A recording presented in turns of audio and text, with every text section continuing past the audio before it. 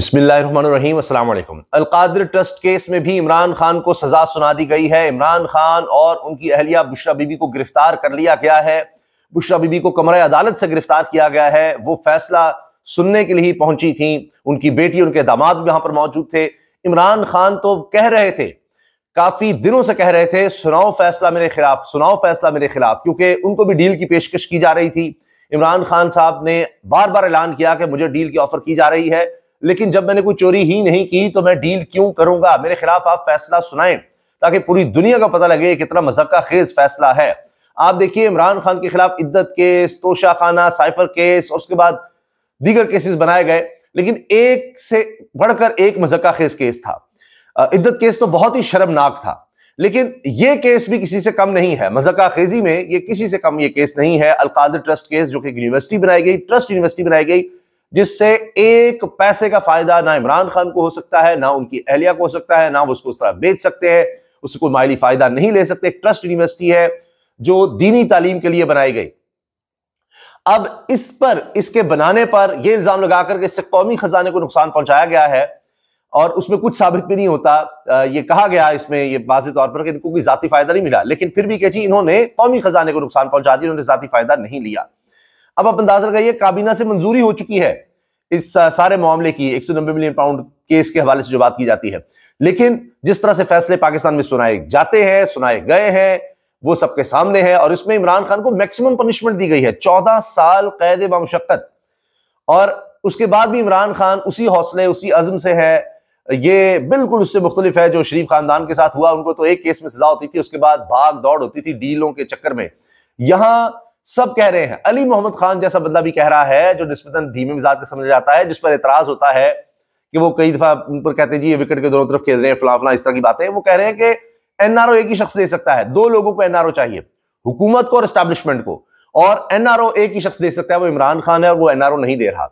आप अंदाजा लगाइए कि ये फैसला 3 दफा मौखर हुआ, 3 दफा। पहले 23 दिसंबर को सुनाया जा रहा था, महफूज था, महफूज का मतलब फैसला हो चुका है, महफूज फैसला 23 दिसंबर को सुनाया जा रहा था, नहीं बात बनी, यानी इमरान खान नहीं माने। जो चीजें उनसे हासिल करने की बात हो रही थी या जो एनआरओ मांगा जा रहा था, वो इमरान खान ने नहीं दिया। हामिद मीर साहब भी ये कह चुके हैं कि हुकूमत इमरान खान से एनआरओ मांग रही है, हुकूमत निजाम का बचाव मांग रही है, निजाम की गारंटी मांग रही है इमरान खान से कि आप बनी गाला शिफ्ट हो जाएं, आप बनी गाला शिफ्ट हो जाएं, आपको आहिस्ता रिहा कर देंगे, पहले आप बनी गाला शिफ्ट हो, हाउस अरेस्ट रहे, आप चेयरमैन तहरीक इंसाफ दोबारा ना बने, आप बैरिस्टर गौहर को ही रहने दें, आप इलेक्शंस भी ना लड़ें, आप इस निजाम को कुछ अरसा चलने दें, आपके लिए हर तरह की आसानियां हो जाएंगी। इमरान खान ने कहा नहीं नहीं नहीं। तो उसके बाद फिर 6 जनवरी तक की तारीख दी गई कि जी बैक चैनल पर बातचीत होती है। फिर 6 जनवरी को भी फैसला नहीं आया, फिर कहा गया 13 जनवरी को, 23 दिसंबर से 6 से 13 जनवरी फिर बातचीत होती रही, बातचीत होती रही, फिर मुलाकातों की खबरें सामने आ गई और फिर कहा गया 17 जनवरी को फैसला सुनाया जाएगा। तो हुकूमत ने तो पहले ही तैयारी कर रखी थी, लेकिन वो परेशान थे कि जी ये तो पीछे बातचीत चल रही है, कुछ और ना हो जाए। तो उनको कुछ तो तसल्ली मिली होगी, लेकिन कुछ वक्त के लिए, क्योंकि अब एहतजाज का भी ऑप्शन मौजूद है तहरीक इंसाफ के पास, क्योंकि वो एहतजाज शुरू भी हो गया। एक तो पार्लियामेंटेरियंस ने एहतजाज शुरू कर दिया है, उसकी वीडियोज आ रही हैं, पार्लियामेंट में एहतजाज, उसके बाहर एहतजाज, पार्लियामेंटेरियंस ने सड़क पर एहतजाज किया है, बाहर सड़कों पर रैली की शक्ल में एहतजाज किया है। फिर इसके बाद मैं आपको बड़ी खबर दे रहा हूं कि अगर चीजें ठीक तरफ नहीं जाती तो रमजान मुबारक के बाद, मार्च के बाद, फौरी बाद आप देखेंगे कि फिर से तहरीक चल सकती है, फिर से आप लॉन्ग मार्च देख सकते हैं, फिर से आप डी चौक में एहतजाज देख सकते हैं, और उसके लिए फिर तैयारी शुरू हो जाएगी। तो इमरान खान ने एक दफा फिर एनआरओ देने से इनकार किया। वो खुद कह रहे हैं कि जी मुझे डील की ऑफर की जा रही है, और यह बात अब सबको पता है कि डील की ऑफर की जा रही है, लेकिन इमरान खान ने वो डील लेने से इनकार कर दिया। पिछली दफा भी 13 जनवरी को भी जब फैसला सुनाया जाना था और जज साहब ने कहा कि जी कोई आया नहीं, मैं जा रहा हूं, तो आज भी उन्होंने 11 बजे का टाइम दिया था, पिछली दफा भी 11 बजे का टाइम था। तो पिछली दफा बुशरा बीबी पूरी तैयारी के साथ आई थी कि मुझे गिरफ्तार किया जाएगा, आज भी उस तैयारी के साथ आई। क्यों? क्योंकि उनको पता था डील नहीं की इमरान खान ने, इस वजह से वो दोनों तैयारी के साथ आए थे।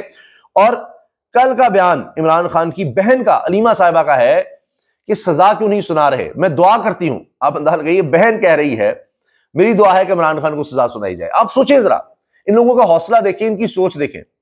अब इनको पता है कि हाई कोर्ट से सारे मामला जो है ना वो रिवर्स हो जाएंगे, गड़बड़ है, हुकूमत अभी तक अपने जज नहीं लगा पाई, हुमायूं दिलावर और शाहरुख अंजुमन और इस तरह से जो जो जज इमरान खान के खिलाफ फैसले दे चुके हैं उनको ये हाई कोर्ट इस्लामाबाद जाना चाहते हैं।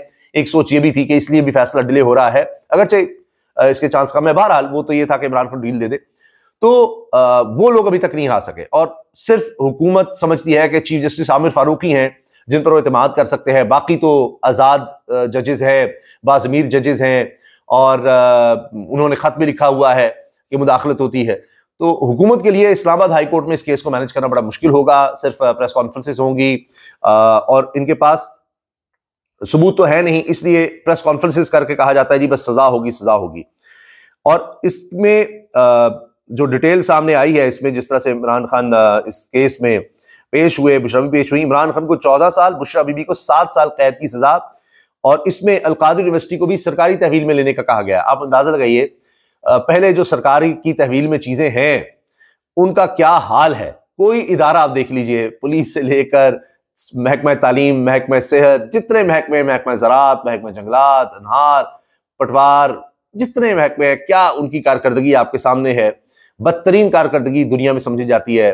हमारे तालीमी निज़ाम में आप देखिए बच्चे कितने स्कूल से बाहर है, यूनिवर्सिटियों क्या हाल है, फंडिंग की कमी कही जाती है, तालीम के हर दफ़ा कट लगा दिया जाता है। हायर एजुकेशन का आप हाल देख लीजिए, स्कूल्स प्राइवेटाइज किए जा रहे हैं यहाँ पंजाब में, करोड़ों बच्चे स्कूल से बाहर हैं। तो वहां पर आप कह रहे हैं कि अल-कादिर को भी हम सरकारी तहवील मिलेंगे। जो ब्याबान में एक यूनिवर्सिटी बनाई गई कर दें। इनके शौक तो ये है, इनका बस नहीं चलता, ये शौकत खानम को भी, शौकत खानम हॉस्पिटल को भी ये कहें जी हम सरकारी तहवील में ले रहे हैं। बाकी सरकारी आप देख रहे हैं हॉस्पिटल का क्या हाल है, ख्वाहिश इनकी है उसके खिलाफ भी बहुत बात करते रहिए। अडयाला जेल में बानी पीटीआई इमरान खान उनकी अहलिया बुशरा बीबी के खिलाफ 190 मिलियन पाउंड केस की समाअत हुई, जिसमें अदालत के जज नासिर जावेद राना ने महफूज फैसला आखिरकार सुनाई दिया। 30 दिन से महफूज फैसला सुनाए जाने के बाद बुशरा बीबी को कमरा अदालत से गिरफ्तार कर लिया गया। अदालती फैसले के मुताबिक अल-कादिर यूनिवर्सिटी सरकारी कंट्रोल में दे दी गई, जबकि अल-कादिर ट्रस्ट भी सरकारी कंट्रोल में दे दिया गया। अदालती फैसले के मुताबिक अल-कादिर यूनिवर्सिटी को बहक़ सरकार जब्त कर लिया गया है। अब इमरान खान को 10 लाख रुपए जुर्माने की सजा भी सुनाई गई है। अगर जुर्माना अदा नहीं करेंगे 6 माह मजीद कैद काटना होगी। और फिर बुशरा बीबी पर जुर्म में मुआवनत का इल्जाम साबित होता है, इन्हें सजाए कैद के साथ 5 लाख रुपए जुर्माने की सजा दी गई। जुर्माना अदा ना करने की सूरत में मजीद 3 माह कैद होगी। अच्छा, राना सनाउल्लाह कहते थे कि जी ये अच्छी बात नहीं है, बहनों को और इमरान खान की अहलिया को, ये खवातीन को गिरफ्तार करवाना ये ठीक नहीं है, मैं इसके हक में नहीं हूं। लेकिन आप देखिए क्या कुछ हो रहा है। अच्छा, सिक्योरिटी भी बढ़ा दी गई थी और सलमान राजा को आज अंदर भी नहीं जाने दिया गया। और इसमें जो इल्ज़ाम ये था कि मलिक रियाज और एनसीए, बरतानिया की नेशनल क्राइम एजेंसी के दरमियान, जो मलिक रियाज की फैमिली और एनसीए के दरमियान जो डील हुई थी कि ये मशकूक रकम है 190 मिलियन पाउंड, तो ये हम वापस ले जाते हैं और केस आगे नहीं चलेगा, क्योंकि केस आगे चलाने की सूरत में अगर एनसीए को ये था कि हम साबित ना कर सके ये कोई क्राइम प्रोसीड हैं, ये गलत तरीके से पैसा कमाया गया है, तो फिर हमारे लिए उल्टा जुर्माना हमें देना पड़ेगा। और उनको ये था मलिक रियाज को कि जी आगे केस चलेगा, ऐसे ही तो हम ये रकम अपनी महफूज बनाते हैं, वापस पाकिस्तान ले जाते हैं, और जो सुप्रीम कोर्ट ने सिंध में इन्होंने जो बहरिया टाउन बनाया था उसमें जुर्माना कर रखा है उसकी जगह अदा कर देते हैं। काबीना में ये ब्रीफिंग दी गई थी कि ये एनसीए ने कहा है कि आप ये सील्ड है और ये खुफिया मुआहिदा ही रखा जाएगा, तो उस सूरत में पाकिस्तान को ये रकम मिलेगी। अब पाकिस्तान में रकम आ रही थी, पाकिस्तान का फायदा हो रहा था, कौमी खजाने का फायदा हो रहा था, सुप्रीम कोर्ट में ये रकम जा रही थी। तो आज तक इसको रीओपन नहीं किया गया केस को। काबीना का फैसला था रीओपन करें, इस डील को कैंसिल करें, जाए वहां पर क्लेम करें 190 मिलियन पाउंड। हालांकि वो कौमी खजाने में अब आ चुके हैं, विफाकी हुकूमत और सिंध हुकूमत, वही सिंध हुकूमत जिसके होते हुए बहरिया टाउन बना, सरकारी जमीन ली गई, उसी को दे दिया गया। तो 1 रुपया भी कहीं और नहीं आया था। बहरहाल अब तो ये मामला हाई कोर्ट में जाएगा। बाकी वो जो डील शील का तासुर था वो भी फारिग हो गया। हुकूमत जो बयानिया बनाना चाह रही थी वो उनसे नहीं बनेगा। इमरान खान आज भी डटा हुआ है, सजाओं का सामना कर रहा है, कोई एक केस भी उसके आगे नहीं ठहर सका। एक से बढ़कर एक मज़ाक़ा केस बनाए गए। ये भी एक कमाल केस है, पूरी दुनिया में शायद इस तरह का केस नहीं होगा। नैब में तब्दीली के बाद ये केस जितने भी कानूनी माहिरीन कह रहे हैं ठहर ही नहीं सकता, क्योंकि काबीना की जब मंजूरी हो तो उसको नैब नहीं दे सकता, इसमें काबीना की मंजूरी शामिल है। फिर आपकी जात को कोई फायदा होना चाहिए, वो भी इसमें कहीं नजर नहीं आता।